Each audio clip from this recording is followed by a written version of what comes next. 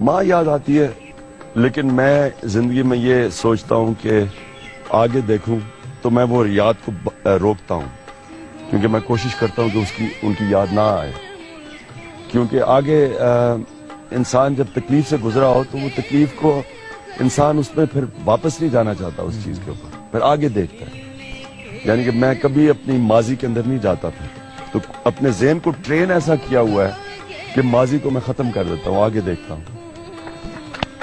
اور جب انسان سنتا ہے کہ بچے کو کینسر ہو گیا ہے، ایک تو پہلے اللہ سے دعائیں مانگ کے بیٹا لیا، اور پھر 3 سال کی عمر میں سے کینسر ہو گیا. الحمدللہ یہ ٹھیک بھی ہو گیا، لیکن وہ وقت نہیں بھول.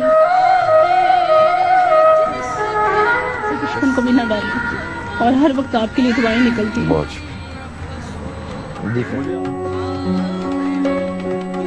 سر سوال نہیں ہے، صرف لفظ، شاید لفظ بھی نہیں ہے شکریہ کے لیے. میرا ایک ہی بیٹا ہے، ایک ہی بچہ ہے میرا، آگے میں کنسیو نہیں کر سکتی.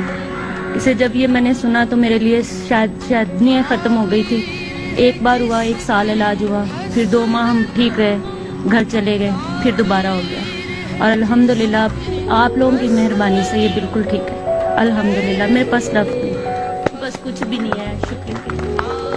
سے جب میرے بیٹے کو یہ ہوا تو اس ٹائم میرے شوہر اور میرے سسرال والوں نے میرا ساتھ چھوڑ دیا. میرے 2 بچے ہیں، مجھے خود ہیپیٹائٹس بی ہے. میرے پاس ایسے الفاظ نہیں ہے کہ میں جن سے آپ کا شکریہ ادا کروں. میں سوچ بھی نہیں سکتی تھی میرا بیٹا دوبارہ ٹھیک ہو جائے گا.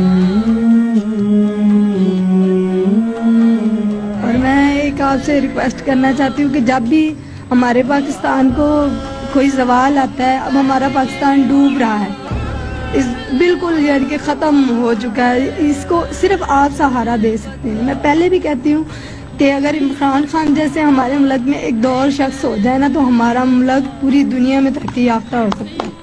تو میرا بیٹا اس طرح سے بلڈ کینسر ہو گیا تھا.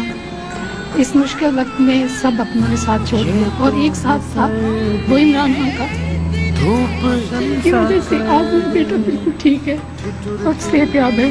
میں عمران خان کو دل سے دعا دیتی ہوں.